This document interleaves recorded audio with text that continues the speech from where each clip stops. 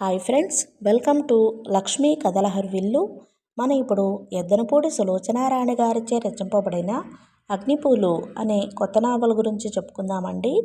ఈ నవల కానీ నచ్చినట్లయితే ప్లీజ్ లైక్ చేసి మీ ఫ్రెండ్స్కి ఫ్యామిలీ మెంబర్స్కి షేర్ చేయండి.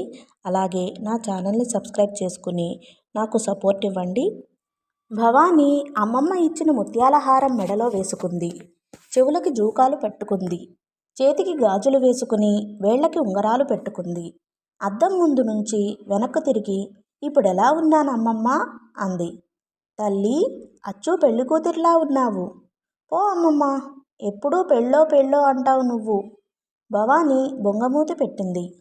పెళ్లి కావలసిన పిల్లవి కాబట్టి ఆ మాట అంటాం. పెళ్లి చేసుకోవా ఏమిటి? భవానీ అద్దంలో చూసుకుంటూ గొలుసు సరిచేసుకుంది. ఎందుకు చేసుకోను?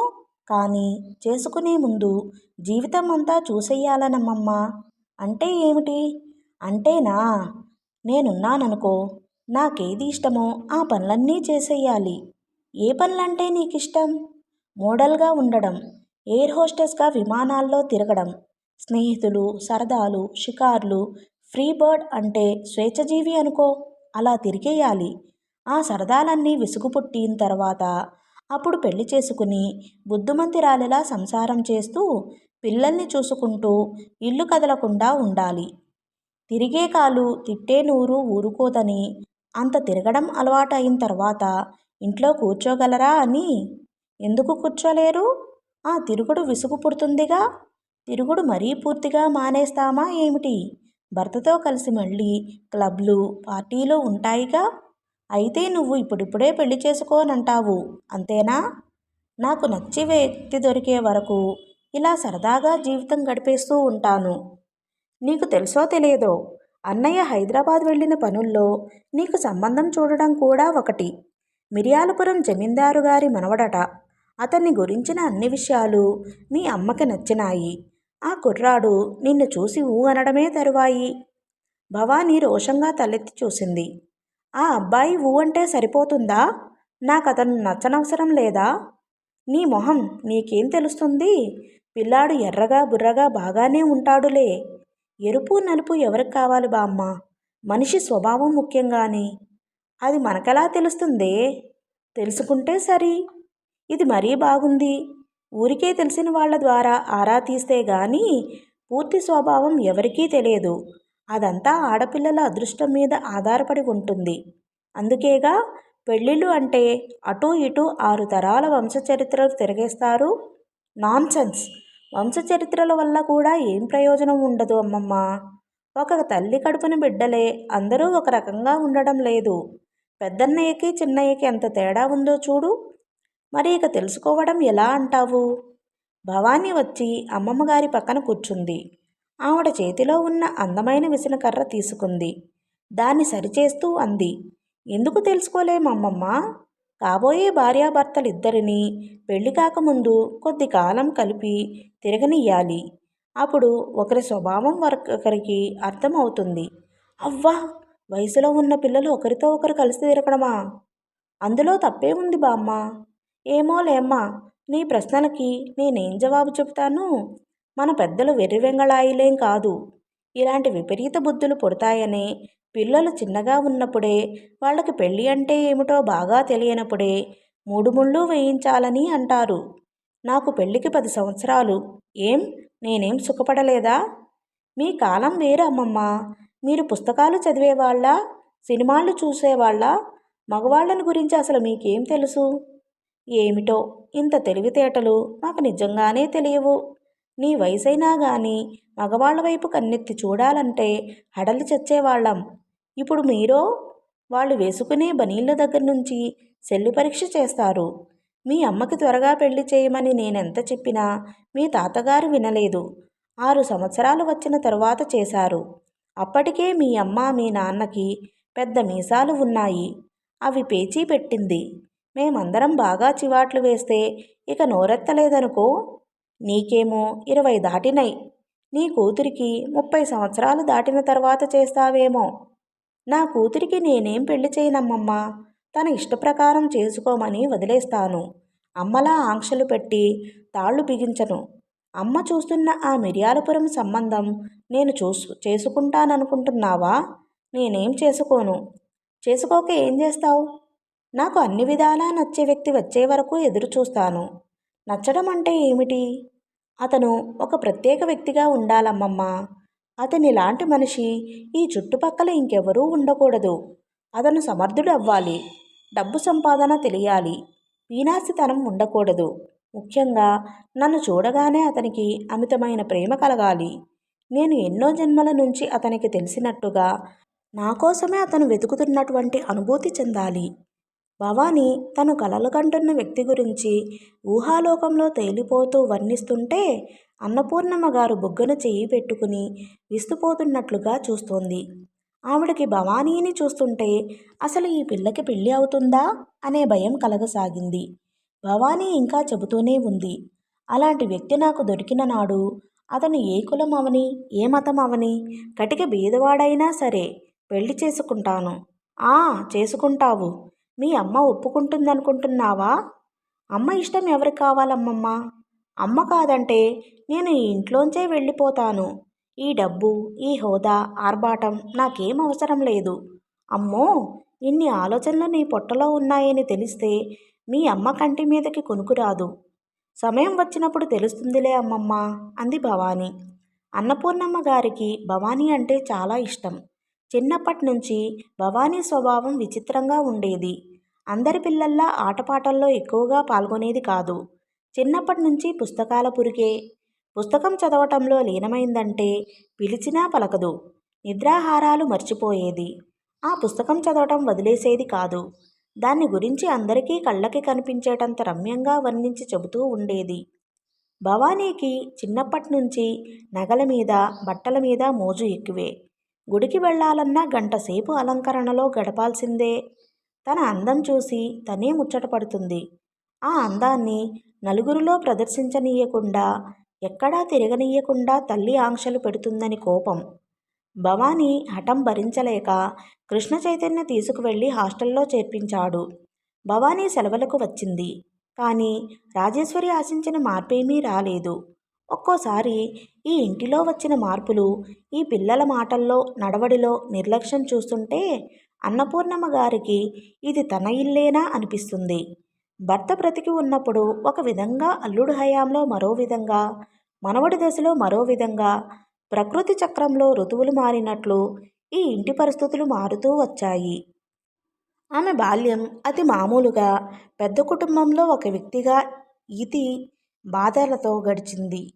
కట్టుకునేందుకు పరికిణీలు లేకపోతే వాళ్ళ అమ్మ దుప్పట్లు చించి పరికిణీలు కుట్టించింది. తర్వాత ఆమె తండ్రి మైనంపాడు జమీందారి గారి దగ్గర దివానుగా చేరినప్పటి నుంచి పరిస్థితులు మారసాగినాయి. ఆ ఇంటిలో దరిద్రం గురించి అందరూ మర్చిపోయారు. దివాన్గా చేరిన తండ్రి తెలివితేటల వల్ల అన్నపూర్ణమ్మ గారు మైనంపాడు జమీందారు గారి ఏకైక పుత్రుడు అయిన గోవిందవల్లభ రాజా భార్య కాగలిగింది. ఆ పెళ్ళైన తర్వాత తండ్రి బ్రతికి ఉన్నంతకాలం ఆయనదే పెత్తనంగా ఉండేది. ఆ తర్వాత ఎన్నో సంవత్సరాలు గడవలేదు. అల్లుడు ఆ ఇంట్లో ప్రవేశించాడు. ఇప్పుడు అదంతా ఒక కలలా కనిపిస్తుంది ఆవిడకి. ఇంత జమీకి వారసురాలైన తన భర్త ఎప్పుడు, ఎవరు, ఒక ఒద్దికలో కీలుబొమ్మల తల ఊటంలోనే జీవితాలు గడిచిపోయినాయి. కొడుకు పెద్దవాడైతే పరిస్థితులు మారతాయి అని ఆవిడ ఎదురుచూసిన ఆశ నిరాశే అయింది. కారు హారను బాయమని వినిపించింది. మొక్కలకు నీళ్లు పెడుతున్న మాలి చేస్తున్న పని వదిలి పరిగెత్తుకు వెళ్ళి గేటు తలుపులు బార్లా తెరిచాడు. కృష్ణ చైతన్య డ్రైవ్ చేస్తున్న నల్లటి కారు లోపలికి వచ్చి ఆగింది. ఆ కారు వెనక సీటంతా రకరకాల ప్యాకెట్లతో నిండిపోయింది. కృష్ణ చైతన్య కారులో నుంచి దిగాడు. వెనక డోరు తెరిచి అక్కడ ఉన్న ప్యాకెట్లు తీసి మాలికి అందిస్తున్నాడు. నాన్నా అంటూ ఇంతలో సిద్ధు రయ్యమని పరిగెత్తుకు వచ్చాడు. మన ఇంటికి చుట్టాలు వచ్చారు నాన్నా, తండ్రి చేయి పట్టుకుని ఉత్సాహంగా అన్నాడు. చుట్టాలా? ఎవరు? అదిగో చూడు, వేలు పట్టి గెస్ట్ హౌస్ వైపు చూపించాడు. కృష్ణ చైతన్య తిరిగి చూశాడు. అక్కడ గెస్ట్ హౌస్ ముందు ఆ పెంచిన లాన్లో ఎత్తుగా పెరిగిన మోదుగ చెట్టు కింద ఒక యువతి నిల్చుని ఉంది. ఆ యువతి అతి సున్నితంగా చెక్కిన దంతపు బొమ్మల నాజూకుగా ఉంది. భుజాల మీదకి జారిన జుట్టు లేత మొక్కజొన్న పీచులా సిల్కులా నిగనిగలాడుతూ మెరుస్తోంది. నిమ్మపండు రంగు ప్యాంటు మీద అదే రంగున్న పల్చటి జోధ్పూర్ షర్టు వేసుకుంది. ఆ షర్టు మీద చేసిన ఎంబ్రాయిడరీ మెడలో నీలాల హారంలా అందంగా ఉంది. ఆ యువతి కాళ్ల కింద ఆకుపచ్చటి తివాసీ పరిచినట్లుగా పచ్చటి పచ్చిక ఉంది. తన పైన అగ్నిపూలు విరజిమ్ముతున్నట్లుగా ఎర్రటి పూలతో విరగబూసి ఛత్రం పట్టినట్టుగా మోదుగ చెట్టు ఉంది. కారు వచ్చిన శబ్దం విని కాబోలు ఆ అమ్మాయి ఇటే చూస్తోంది. కాళ్ల దిగువన ఆకుపచ్చదనం, తలపై భాగంలో కళ్ళు చెదురుతున్న ఎర్రటి పూలు, ఆ రెండిటికీ మధ్యలో చామంతి పూరంగు బట్టలు ఒంటిమీద ఉన్న ఆ అమ్మాయి ఆ రంగుల కలయికతో గమ్మత్తుగా ఉంది. అక్కడికి దూరంగా భవానీ, రాహుల్తో పాటు మరో యువకుడు నిలబడి ఉన్నాడు. అతను నీలం రంగు ప్యాంటు బనీను వేసుకున్నాడు. ఆ బనీను అతని మెడ దగ్గర, జబ్బల దగ్గర బిగువుగా ఒంటిని అంటిపెట్టుకున్నట్లుగా ఉంది. ఛాతి మీద సీరియస్గా బ్రూస్లీ బొమ్మ ఉంది. అతని మెడలో కెమెరా ఉంది. దానితో ఎదురుగా ఉన్న మేడ పైభాగాన్ని ఫోటోలు తీయాలని ప్రయత్నిస్తున్నాడు. అతను శరీరపు బరువంతా ఒకే కాలు మీద ఆనించినట్లుగా కుడిపక్కకు వంగి నిలబడ్డాడు. ఆ నిలబడటంలో నిర్లక్ష్యపు వైఖరి కనిపిస్తోంది. ఇంతలో అన్నపూర్ణమ్మ గారు నీలితో టీ బిస్కెట్లు పట్టించుకొని అక్కడికి వచ్చింది. ఆవిడ ముఖం సిద్ధూ చెయ్యి పట్టి లాక్కొస్తున్న కృష్ణ చైతన్యాన్ని చూడగానే దీప్తివంతం అయింది. అదిగో కృష్ణుడు వచ్చాడు. కృష్ణా, వచ్చావా? రా అంటూ పిలిచింది. కృష్ణ చైతన్య వాళ్ళున్న చోటుకు వచ్చాడు. అప్పటికే అన్నపూర్ణమ్మ గారు మెట్లు దిగి గబగబా అతనికి ఎదురు వచ్చింది. కృష్ణ, పిల్లలు వచ్చారా? ఇద్దరూ తెలుగు ఎంత బాగా మాట్లాడుతున్నారని. వీళ్ళని చూస్తుంటే నాకెంత సంతోషంగా ఉందో చెప్పలేను. ఈ వయసులో నా జన్మ తరించి అన్నంత ఆనందం నాకు కలగజేశావు నువ్వు. నువ్వు తలుచుకోకపోతే వీళ్ళనిలా చూసుకునే భాగ్యం నాకు కలిగేది కాదు. ఆవిడ కళ్ళల్లో నీళ్లు తిరిగినాయి. ఆవిడ కళ్ళు తుడుచుకుందనే గాని భవానీ, రాహుల్ అతను అక్కడికి వచ్చారు. అన్నయ్య, ఇతను మన కజిన్, మామయ్య కొడుకు బాబీ శివం. వచ్చి 2 రోజులయ్యింది అంటూ రాహుల్ పరిచయం చేశాడు. Glad to meet you. Krishna Chaitanya చెయ్యి అందించాడు. బాబీ వెంటనే ఆ చెయ్యి అందుకుని కరచాలనం చేశాడు. నేను చెప్పలేదురా బాబీ, నా పెద్ద మనవడు కృష్ణ చైతన్య హైదరాబాద్ వెళ్ళాడని. ఇతడే అంటూ అన్నపూర్ణమ్మ గారు కృష్ణ చైతన్య భుజం పట్టుకుని సంబరంగా చెప్పింది. ఓ, ఐసీ ఐసీ. నీలి అందించిన టీ కప్పు అందుకున్న అతను వెంటనే పక్కకు తిరిగి జేనీ, కమాన్, కమ్ హియర్ కేక పెట్టినట్లుగా పిలిచాడు. జేనీ మాట్లాడలేదు. తనని కాదన్నట్లుగా ఊరుకుంది. సారీ, తన మూడ్ బాగా ఉన్నట్లు లేదు. ఐ విల్ బ్రింగ్ హెర్ అంటూ బాబీ టీ కప్పు చేత్తో పట్టుకుని తనే జేనీ దగ్గరకు వెళ్ళాడు. వీడు మనతో బాగా కలిసిపోయాడ్రా కృష్ణ. కానీ ఆ పిల్లే వచ్చినప్పటి నుంచి చూస్తున్నాను. ఊ అనదు, ఆ అనదు, పిలిస్తే పలకదు, సరదాగా మాట్లాడదు, మనతో కలవదు. ఎప్పుడూ ఒక మూల బుద్ధావతారంలా కూర్చుంటుంది. పేరు జైనీట. కృష్ణ, మీ అమ్మ తర్వాత నాకు ఒక పిల్ల పుట్టి 6 ఏళ్లు పెరిగి చచ్చిపోయింది. దాని పేరు జానకి. దీనికి జానకి అనే పేరు పెట్టారు గాని జైనీ అని పిలుస్తారు. వీడిని కూడా అందరూ శివం అని పిలుస్తారట. వాడెంత మంచివాడనుకున్నావు? రాగానే నేను ఫలానా అని తెలియగానే నా కాళ్ళకి దండం పెట్టాడు. ఇండియాని నిన్ను చూడడంలో నా జన్మ పావనం అయింది నానమ్మ అన్నాడు. ఆవిడ ఏకధాటిగా వాళ్ళను గురించి చెప్పేస్తోంది. చెల్లెలి దగ్గర వెళ్ళిన బాబీ టీ తాగమని అందించాడు. ఆ అమ్మాయి ఇష్టం లేనట్లుగా దాన్ని చేత్తో తోసేసి ముఖం పక్కకు తిప్పుకుంది. అతను నచ్చచెప్పుతున్నట్లుగా, బ్రతిమిలాడుతున్నట్లుగా ఏదో అన్నాడు. తరువాత ఆ అమ్మాయి భుజాల చుట్టూ చెయ్యి వేసి పొదివి పట్టుకుని నడిపించుకుంటూ తీసుకువచ్చాడు. ఆ అమ్మాయి నడకలో ఒక విధమైన సొగసు ఉంది. ఆమె ప్రతి కదలికలో నాజూకుతనం కనిపిస్తోంది. బాబీ జేనీని కృష్ణ చైతన్య దగ్గరకు తీసుకువచ్చాడు. మీట్ అవర్ కజిన్ కిషన్ చేతన అన్నాడు. క్రిస్ కాదునా నాయనా, కృష్ణ అంది అన్నపూర్ణమ్మ గారు. ఓ సారీ గ్రానీ, ఒకేసారి పలకలేను. స్లోలీ నేర్చుకుంటాను. ఏ పేరైనా దేవుడు ఒకడేగా అమ్మమ్మ అన్నాడు రాహుల్ నవ్వుతూ. కృష్ణ చైతన్య జైనీనే చూస్తున్నాడు. ఆ అమ్మాయి ముఖం ముడుచుకున్న పువ్వులా ఉంది. పెదవుల మీద గాని కళ్ళలో గాని చిరునవ్వు నామమాత్రంగా కూడా లేదు. హలో! కృష్ణ చైతన్య పలకరిస్తూ చేయి చాచాడు. కానీ ఆ అమ్మాయి స్నేహపూర్వకంగా ఆత్మీయంగా ముందుకు వచ్చిన ఆ చేతిని అందుకోలేదు. హలో! అతి మెత్తని స్వరంతో అంది. చాలా తగ్గు స్వరంతో అన్న ఆ అమ్మాయి కళ్ళెత్తి సూటిగా అతని వైపు చూడలేదు. ఆ చూపులు సగం పైకి లేచి అతని ఛాతీ వరకు రాగానే అక్కడ కాసేపు తారట్లాడినట్లుగా ఆగినాయి. అతను వేసుకున్న పల్చటి లాల్చి లోపలి నుంచి గుండెల దగ్గర బంగారపు గొలుసు పులిగోరు పతకం లీలగా కనిపిస్తోంది. ఆ అమ్మాయి చూపులు అక్కడే ఆగినాయి. దాన్ని పరిశీలనగా చూసి మళ్ళీ మెల్లగా కిందకు వాలిపోయినాయి. కూర్చోండర్రా, అందరూ కూర్చుని టీ తాగండి, బిస్కెట్లు తినండి. అన్నపూర్ణమ్మ గారు కుర్చీలు జరిపింది. అందరూ కూర్చున్నారు. బాబీ తాము ఏ రోజున బయలుదేరింది, ఏ రూట్న ఇండియా వచ్చింది వివరంగా చెప్పాడు. అతను తెలుగు అనర్గళంగా మాట్లాడేస్తున్నాడు.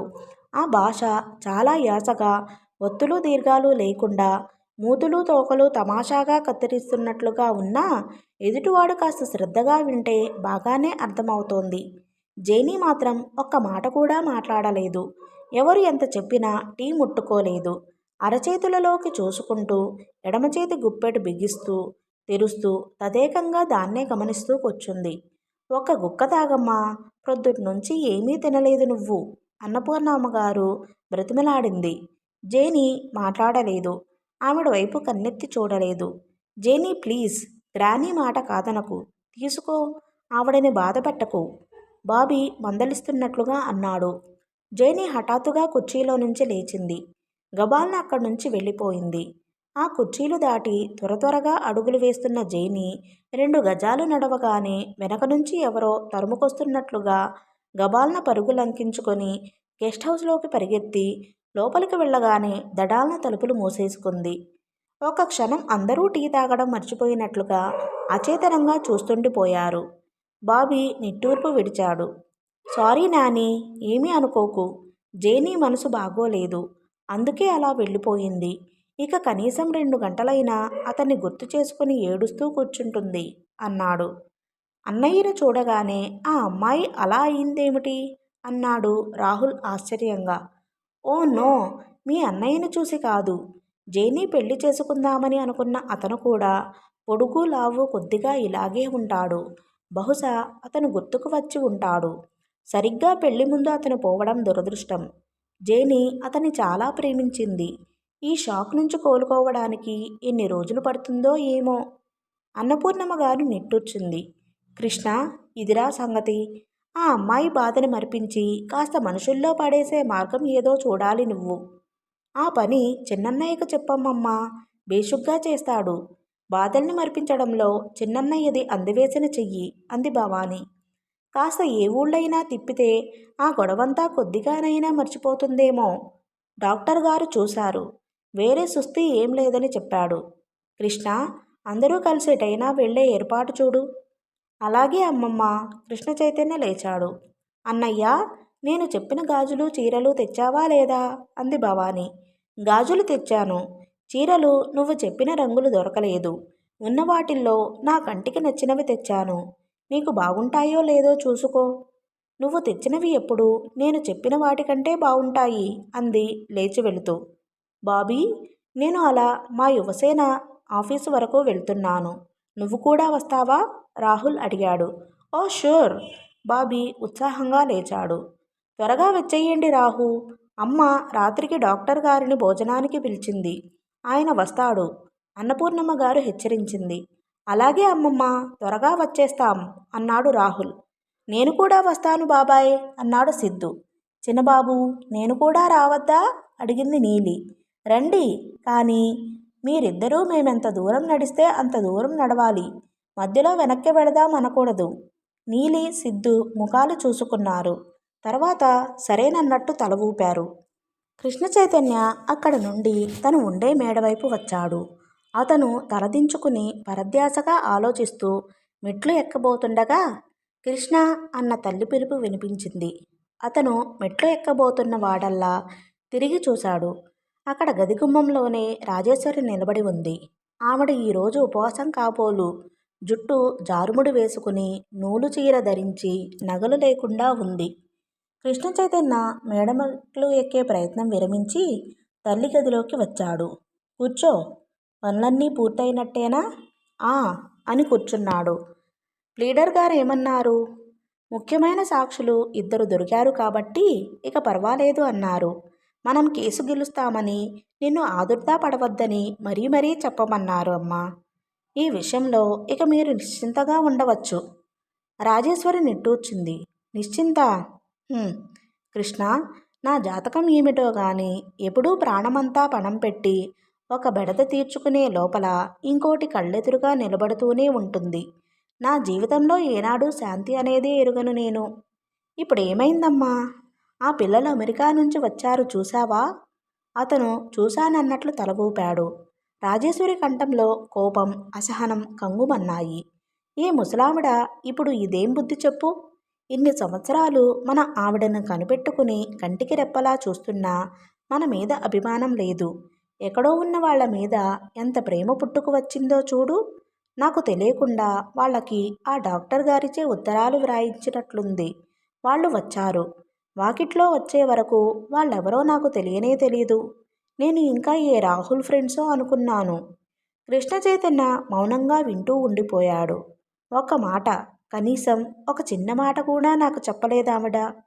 అమ్మమ్మ ఎన్నాళ్ల నుంచో వాళ్లను చూడాలని అంటూనే ఉందిగా అమ్మా.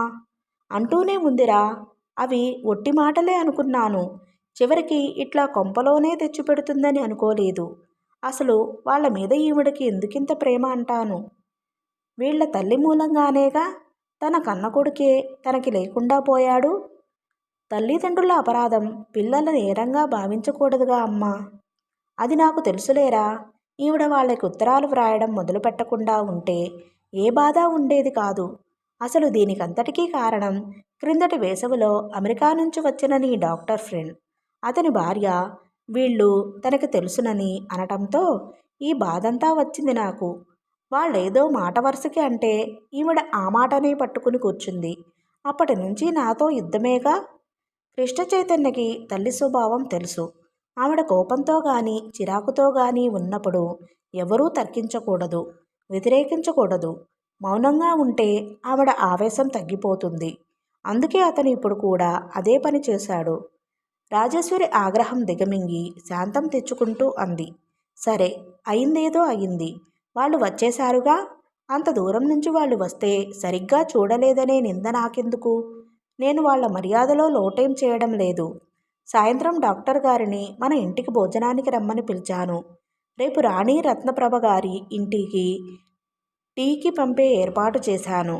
ఆ పిల్లల్ని 4 రోజుల పాటు అక్కడ ఇక్కడ ఆ ఊరు ఈ ఊరు తిప్పి సాధ్యమైనంత తొందరలో తిప్పి పంపే ఏర్పాట్లు చూడు. సరేనమ్మా. కృష్ణ చైతన్య లేచాడు. ఉండు, దేవుడి ప్రసాదం ఉంది, తిని వెళ్ళు. రాజేశ్వరి లోపలికి వెళ్ళి వెండి ప్లేట్లో అరటిపళ్ళు, కొబ్బరి ముక్కలు, పటికి బెల్లం తెచ్చి కొడుక్కి ఇచ్చింది.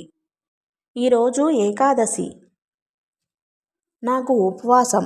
సాయంత్రం గుడికి వస్తానని కబురు చేశాను. మనం ఈ కేసు గెలిస్తే ఈసారి స్వామివారి కళ్యాణం చాలా ఘనంగా చేయిస్తానని మొక్కుకున్నాను. తప్పకుండా గెలుస్తాం అంటూ అతను లేచాడు. కృష్ణ చైతన్య మెట్లెక్కి పైకి తన గదిలోకి వచ్చాడు. అతను గదిలో అడుగుపెట్టేసరికి ఎదురుగా కుర్చీలో కూర్చుని రుక్మిణి కనిపించలేదు.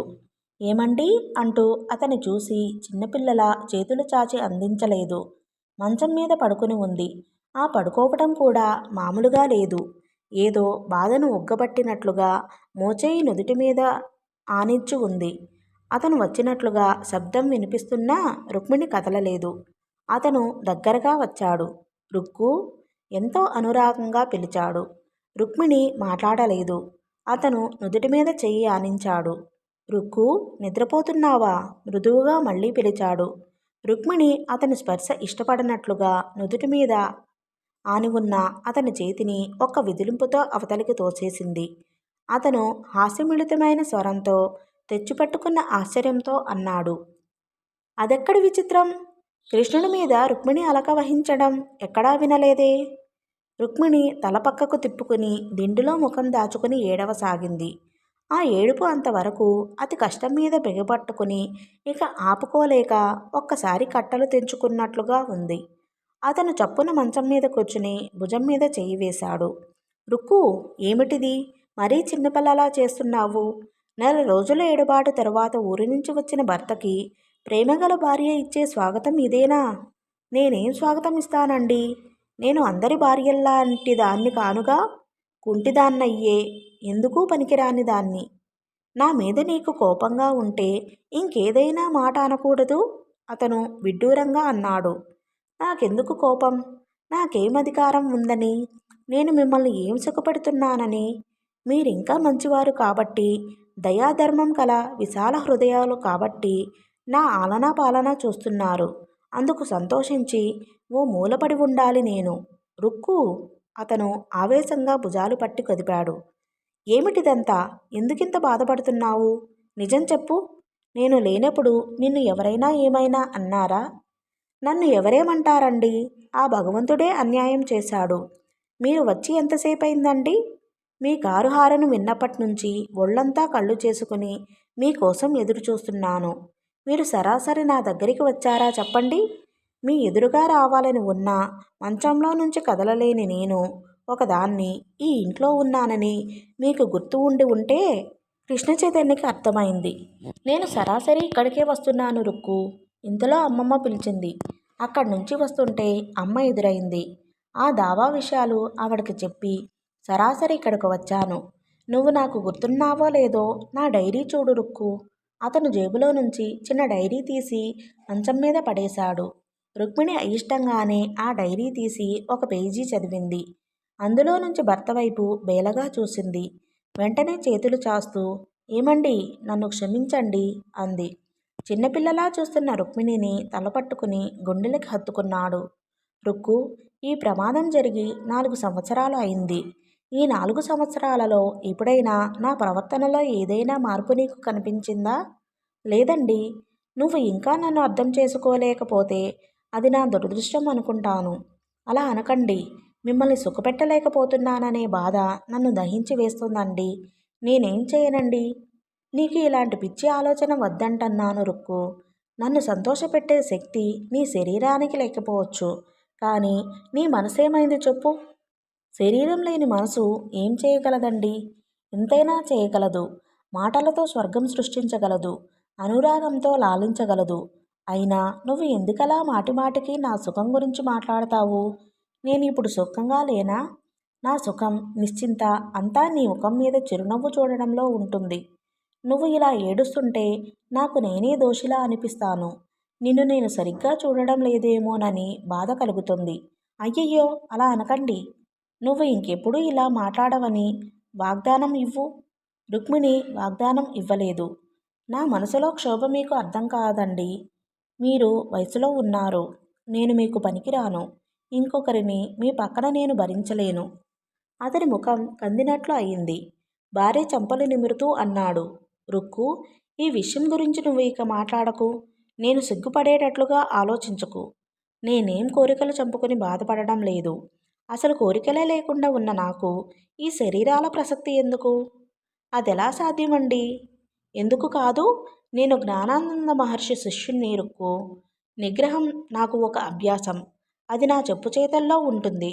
మనం పెళ్ళైన తరువాత ఆ 4 ఏళ్లలోనూ పొందిన ఆనందం అమృతం లాంటిది రుక్కు. దాని బలం నేను ఎన్ని జన్మలకైనా వేచి ఉండే శక్తిని ఇస్తుంది.